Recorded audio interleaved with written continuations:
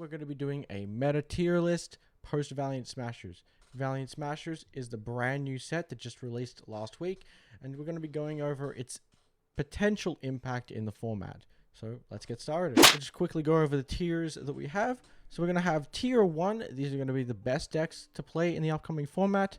Then we've got tier 1.5. I felt like there is actually decks that belong in this category now, which aren't quite as good as the tier 1 decks, but they're better than all the tier 2 decks. Tier 2, these are the decks which are going to be impacted probably by the top decks, and therefore they have to sit here. They may just do something that one of the tier 1 decks do better, and maybe there's reasons for that why they are just below the tier 1 deck. And then we've got tier 3, which again, based on the tier 1 decks, is why we're going to be putting them here. And then you got your casual decks, will probably just maybe not the right format for them. The first thing I want to do is I want to cover what the tier 1 decks are. Every other part of our tier list is going to be based on how every other deck interacts with our tier 1 deck. So we're going to start with going over what the top decks of the upcoming format are. And for me, that is going to be Infernoble Knight, Pearly, Rescue Ace, and Unchained. I believe these 4 decks are just head and shoulders better than every other deck right now. Infernoble Knight, I believe, is the best combo deck right now. It doesn't have other significant weaknesses that other combo decks have. If you take a really good player, they know how to play through everything else that anyone else can do against them, therefore making it the best combo deck. And also they don't lose to other things. So really good board breaker as combo decks is Super Poly. This deck has an in-archetype way to beat both Super Poly and Dark Ruler no more. Pearly, we know that deck, it's a 1-card combo deck with Big Noir, but it's also able to play a mass amount of non-engine and just to help you when you go second. Rescue Ace, again, same thing, very consistent, and if they resolve their set 4 combo and you don't have a way to interact with that through Turbulence, then yeah, you're probably going to be in a bad position, as well as able to play the Sinful Spoils pack, which is overwhelmingly good right now. And then Unchained gets to play a lot of non-engine. The better the pilot is with Unchained, the better the results are generally going to be. So if you have a really good pilot like Jesse Cotton playing Unchained at the highest level, he's going to be a really, really difficult match to beat. The only thing it has is maybe a few consistency issues, but this deck has no overall weaknesses. So those are our top decks of the format, or at least the expected top decks of the format. Now we're going to work on everything else underneath that, taking into account how people are going to side and interact with these top 4 decks. And then we're going to think about, okay, maybe a deck is weaker because it has a mass amount of X card being played because it interacts really well with the top decks. So for tier 1.5, first one I want to put is tier limits. Now you probably are seeing this and thinking, why is tier limits in tier 1.5? At its peak, tier limit is a tier 0 deck, better than any of the decks above it right now. It is capable when milling, better than all of these top 4 decks.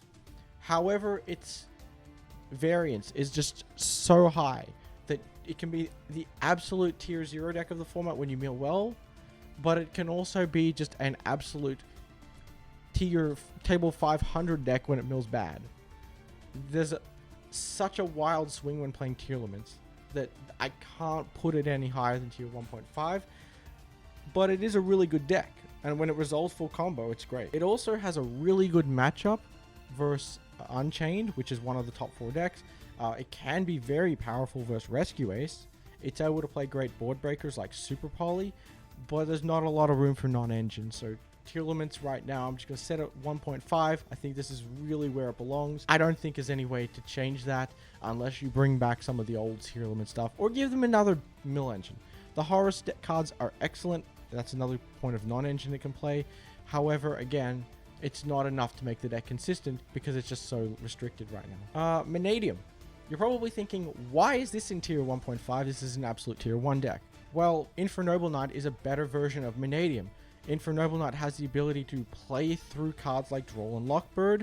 They also have ways to stop a card like Super Polymerization, which is, again, those are the 2 cards which, if you are playing Mannadium and able to go for a combo, Super Poly and Droll are the cards that will stop you from playing. And there's not really an answer. When I consider a combo deck like Mannadium, I consider what is the deck ahead of it. Well, Infernoble Knight's a better version of it.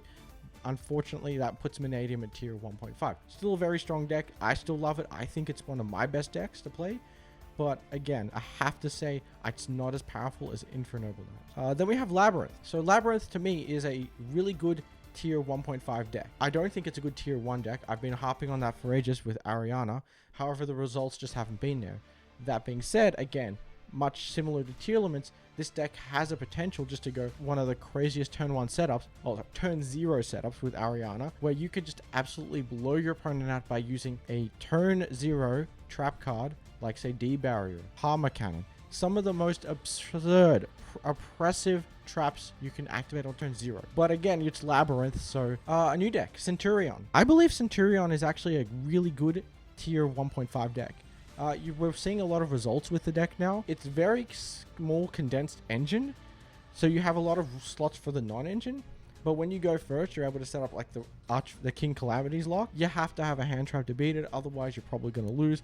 So for that reason, I think Centurion is also going to be in the tier 1.5. I'm interested to see if Centurion can actually jump that tier 1.5 and go into the tier 1 level. But I think it's a little bit too early right now, so we're just going to leave it at tier 1.5. So we'll start with tier 2. I've got Branded Chimera. I think this deck is an excellent tier 2 strategy right now. It does have some weakness to something like Droll, Ash, Imperm Veiler, but the deck overall is very consistent at what it does. You have Kotal, you have Mirror Sword Knight. Both of those give you negations. You get to rip a card out of your opponent's hand. Outside of playing tier limits, that's really strong versus almost anything as your turn 1 board setup. Chimera Fusion is impressively powerful. You can play Branded Fusion. It's a good Ash bait really there. If you resolve it, that's excellent, but you don't need to resolve Branded Fusion. And then you have a lot of just other interruption you get from like the Chimera Fusion on your opponent's turn. You have Guardian Chimera, you can get Draco's Tapalia. Overall, this deck is pretty good at what it does. However, it's got those fragile weaknesses like say Dimensional Barrier, which we are going to see a lot of in the format right now. Again, Dimensional Barrier versus Centurion deck, Vanadium deck, Tier Limits deck. It's going to be in the format. Anti-Spell is still around as well. Super Poly is another card that's being played. There's a lot of things that are being played in the format right now kind of also double up as a side deck or a counter to the Branded Chimera strategy. So therefore, we're going to leave this deck at tier 2. Over time, I believe it could go back to tier 1.5 or even tier 1, but we're going to leave it just at tier 2 based on the other trends in the game right now. Exosister. I think Exosister's actually a tier 2 deck right now. And the reason for that is Tier Limits is quite popular as well. It can play Shifter. That's a big one.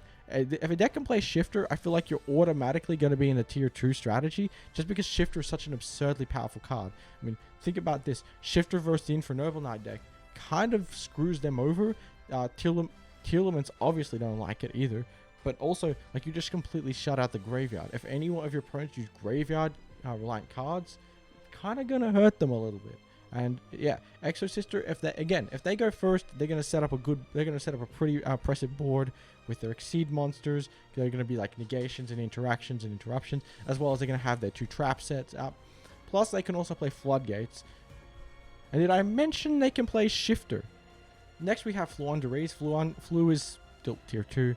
I personally hate Flu. It plays Shifter, and I have access to one of the most oppressive going first Floodgates in the game in Harpy's Featherstorm. Absolutely hate that card. Just overall do not like Flu, but it is a very, very good deck versus a lot of the top decks right now. Did I mention they can play Shifter? Next, we have Marine Cess. There's not really much to say about Marine Cess, but I think this is a solid tier 2 deck. Again, it has the ability to set up a go first towers like effect monster, and again, you can set up the towers effect monster. It's really hard for most decks to interact with it. People have been cutting down on a card like Underworld Goddess, and because Underworld Goddess is reduced in people's extra deck spots and kaijus aren't really around, you only need 1 monster, so you're not able to get hit by Lava Golem. So I think that Marine Cess is actually quite the powerful tier 2 deck for that reason. In addition, they can play a lot of non-engine, and they also have that damn trap card, which is like one of their best parts. Dive, I believe it is. But yeah, this is a decent tier 2 deck. Not much more to say, so we'll move on. Mekanko. If you are not prepared for Mekankos, you will die to Mekanko. Go second. This is an OTK deck. Go first. They're playing Isolde, which is just really freaking annoying. Isolde is just one of those cards that if you see it, you probably know you're going to be in a bad spot. They play Space Connector as well, so they're going to look at your hand with the Space Connector Aqua Dolphin combo, which is freaking annoying. So this is like one of those decks that you just don't want to play against. And if you're unprepared, you're probably going to lose to it. But yeah, be prepared. Mekanko players, if they want to go second versus you, it's not the worst thing to say sometimes just pass on an empty board, because if they can't interact with your board, they really can't do anything. But then again, they also have like the setup where they can set up a snatch steal, so that's kind of annoying as well. But just remember, be prepared for it. Next we have Phantom Knights. And Phantom Knights, I'm going to put as a tier 2 deck.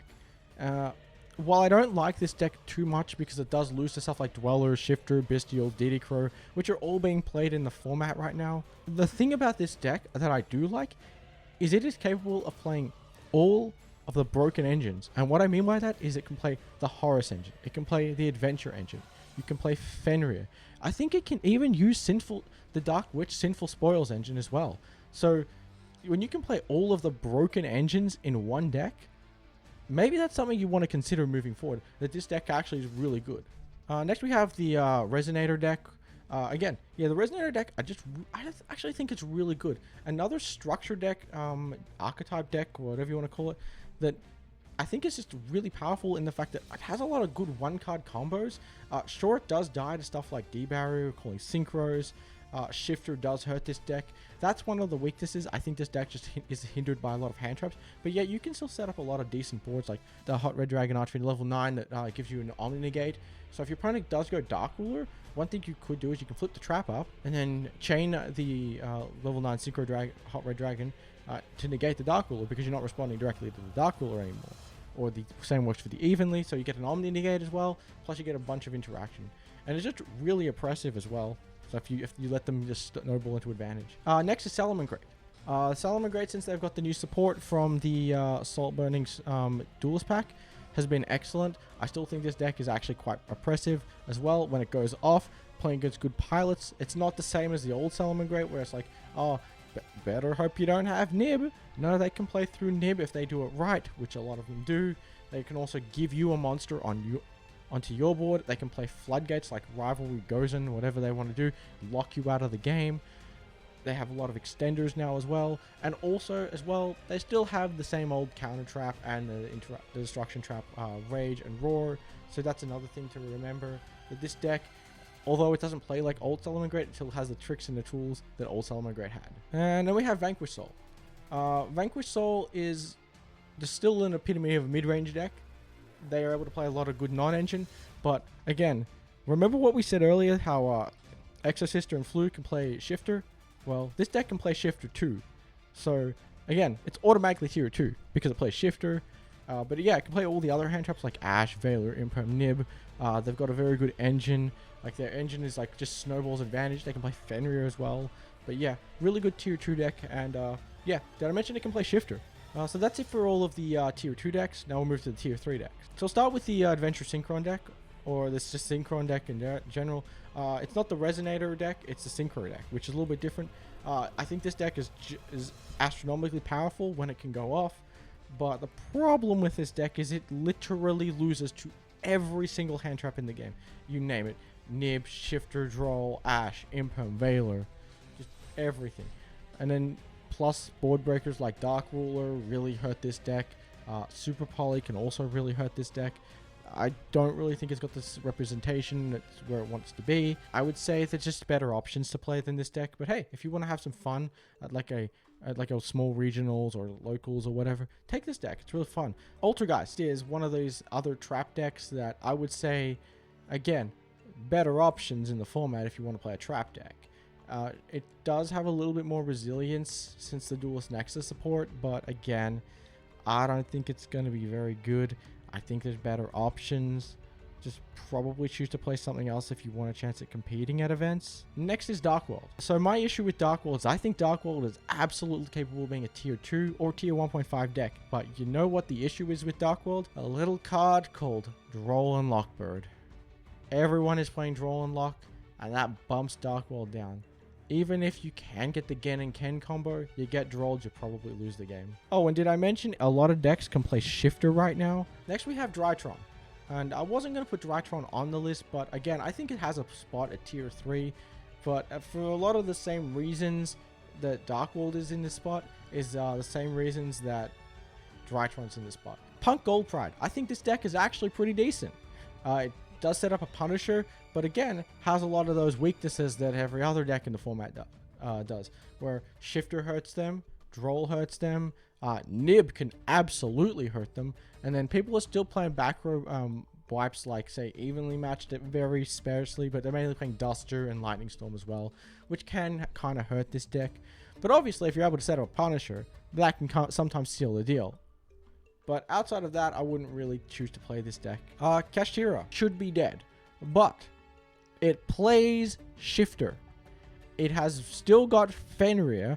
It's still got Unicorn to rip cards out of your opponent's extra deck. This deck can still do a lot of oppressive things. Overall, this is a relatively okay deck because, again, let's go through it. It plays Shifter. Pendulum's a solid tier 3 deck. Not much really to say about this. There are many different ways to build Pendulum. Again, all Pendulum decks have that same weakness right now. Anti-Spell kind of screws them over. Shifter kind of hurts them as well. They are kind of a little bit fragile to hand traps. And the thing is, they don't really have a lot of room for non-engine. That's just my take on Pendulum. But again, you can play a lot of different variants of Pendulum. You're going to have a lot of advantage because a lot of people don't know what you're playing. Right, I think this deck is showing its age, and power creep has really taken over now. There's a lot of different variants of this deck you can play. However, again, I don't think this deck holds up well in the current format. It's just not as powerful as the decks above it. What does this deck set up turn 1 that's oppressive? It has, 2 interruptions and maybe a smashers. That's it. Sword Soul. It's tier 3. Again, it's the end board that Sword Soul makes is very mid, and I think Vanquish Soul just does it much better. In addition, I think it's outpaced versus a lot of the better decks. Like Centurion is a better combo deck. Tier Limits just hurts them. They get turned off by Dweller with a 10Es. And again, Unchained, terrible matchup for this deck. All of the things they do need to destroy. Pearly, they can prevent targeting, and if you remove anything from field, they're going to get more advantage. Infernoble Knights will just shut you out of the game straight up. Vanadium does the same. Welcome Labyrinth is a better trap deck. It's going to outgrind you. So yeah, Sword Soul right now, maybe in the future, it's like a better deck. Maybe you can go to tier 2, but we're going to leave it tier 3 for now. And it's really fun to play at locals. And then one of my pet decks, my favorite, is definitely Trap Tricks. I still think Trap Trick is a decent deck at tier 3. It is capable of playing a lot of non-engine. But again, you're still playing Trap Tricks. Your engine is not as powerful as the decks above it. But you can play Shifter, which does auto-win in some matchups. So that's it for my tier 3 decks. I'll jump into the casuals now. So I'll start with Pure Branded. This deck is not that good right now. Just not that good. Everyone's playing Ash Blossom. Play something better. I just realized I missed one, actually. Go back. So yeah, forgot about Dragon Link here. Dragon Link is a solid tier 2 deck. I don't know how I missed this, but my bad. Really strong tier 2 deck. Is going to make a good combo board. It doesn't necessarily lose to Droll and Shifter, but it can be difficult depending on the hand. But again, Dragon Link with all the Bestials and sometimes can double up as hand traps for some of the top decks. Pretty good deck. I like it. It sets up Seals plus Pisty plus a lot of negation and interaction. Overall, strong deck. Moral End is a hell of a card. Dinosaur is a good rogue deck. Not much to say. It can set up a pretty strong board, but gets interrupted by hand traps pretty heavily. Heroes, again, Heroes another good casual deck. It's a lot of fun. A lot of people love to play this because I watch the anime and I love 5Ds. Heroes have a lot of different engines you can play in them, like Destiny Heroes, Masked Heroes, Elemental Heroes. Just a lot of heroes in general. DPE is still a really, really strong card. But overall, you're still playing heroes at the end of the day. Mathmech, I mean, are you really still trying to play Mathmech in 2023 with the current format? I wouldn't personally. The one circular is not very good. Naturia Runic needs a ban list to free it again before it can be good. Pure Runic Stun, I mean, it's freaking annoying, but is it really very good? No. Plunder Patrol, again, really fun deck, but if you know how to play against it, you should be fine. Just make sure you hold the Ash for one of the plunder effects that discards, and then they lose multiple card advantage. The deck can still play through Shifters, so that's one thing, but Droll can kind of hurt them. So that's another reason they're down here. Sky Striker. We are not in 2018, we're not in 2017, whatever Sky Striker was released. The engine has been power craft. They made a quick play spell that lets you OTK, and they're still not good. Maybe they can be good crossed into another engine, but for now we're going to leave them back here. Snake Eyes, I think this deck has potential. with more waves of support, much like Pearly and Rescue Ace. I think if they get the right support, this deck can definitely get there. But for now, it's just not where we're not really where it's at. Yeah, so Virtual World, again, they kind of struggle against a lot of hand traps, and that's kind of the format we're in. As you're probably seeing a trend here, decks that really struggle versus hand traps are going to not be very good on this list. TG, I mean, every single hand trap, Nib, Ash, Imperm, Veiler, Droll, Shifter, just beats this deck. I mean, if you want to play like 2011 format, which is one of my favorite formats, this is a great deck. But in modern Yu-Gi-Oh, I mean, not so much. So I just realized I actually forgot about two decks. And it's probably because they have casual decks as well. First is Tristinia. Tristinia, I believe this deck just needs to get another wave of support. The deck can be good, but for now it's just casual. And that's really just based off the limited support we have for it. And the same goes for Valmonica. Valmonica is a new archetype that's been released in Valiant Smashers. With more support, I believe this deck can be very powerful. But again, they just need to get their second wave, and before that happens, or get some more support announced. But for now, they're just going to be casual there. Now, for the final one we have is Rika Sun Avalon. So I wanted to wait till last to actually put this in, because it's got a very, very specific spot in the tier list. And the spot it's got is it is a tier 1 deck. Specifically, if you are in the EU region. This is one of the best decks you will ever play if you're in the EU region. It has a home field advantage, much like in sports. Unless you're in North America, or just outside of the EU region in general. It is a tier 500 deck, table 500. It is terrible, no results, never say it, no good, throw it in the bin. But in Europe, it is the tier 1 deck. So if you see Rika Sun Avalon and you're in Europe, be prepared, because you're probably going to lose. That's going to be our tier list for today. These are just my opinions. Let me know what you think in the comment section below. I'd love to hear your thoughts as well. Do you think I'm accurate? Do you think I'm off? Just let me know. And remember, as always, if you enjoyed this video, remember to subscribe to the channel and like the video, because it helps support me. And I'm Retro YuGiOh. I'll see you next time. Bye.